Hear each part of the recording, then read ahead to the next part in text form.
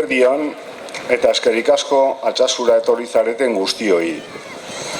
Dakizuen bezala, gaurko manifestazioaren leloa Altsasu da. Bi ideia irudikatu nahi izan ditugu gure herriaren izenaren bitartez.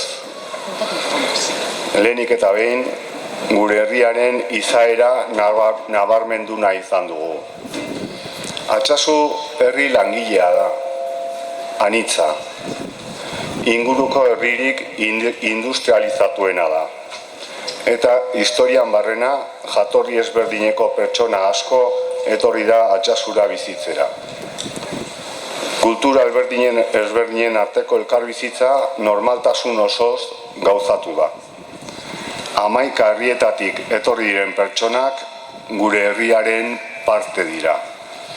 Altsasu bizikidetzaren eta bakearen alde dago. Frogatu izan dugu hori. Bestetik, adierazi nahi dugu Altsasu kezkaturik dagoen herria dela. Urriaren 15ko goizaldean, gure herriko taberna batean gertatu ziren gertakarien ondorioz, herriko 11 gazteren etorkizuna kolokan dago. Gauzak ikaragarri puztu dira, eta neurriz kanpo kartzela zigorrak eskatzen dizkiete. Ekintza terrorista leporatzen diete eta. Gaina entzutegi nazionalak hartu du. Babes gabe sentitzen gara. Egoera honen aurrean, hemen biltzen garenok eskatzen dugu preso dauden 7 altsasuar gazteak lehen bailen askatzea. Eskatzen dugu gertakarien auzia Nafarroako 3. epaitegira ekartzea. Hura baita hasieran kasua hartu zuena.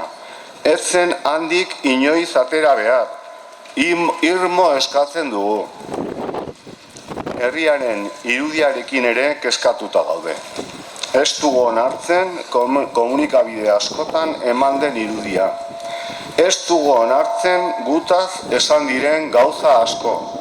Altsasu herri alaia da. Herri atsegina. Bere tradizioekin arroa. Herri irekia.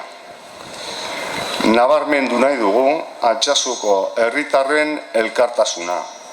Ez dugu gure herria inoiz honen batuta eta minduta ikusi. Kezkatuta, baina elkarlanean.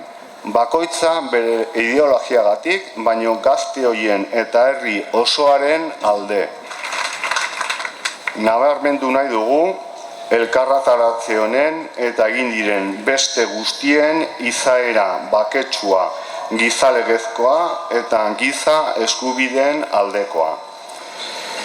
Gure herria gorrotoa, izua eta beldurrarekin lotu dute. Eta garbi esan nahi dugu ezetz.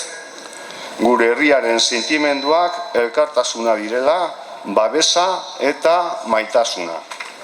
Hemen ez da ezer bukatzen. Lan asko geratzen da gazteak etxerak hartzeko eta ostu diguten giroa eta irudia berreskuratzeko. Justizia lortzeko Altsasun nahi ditugu.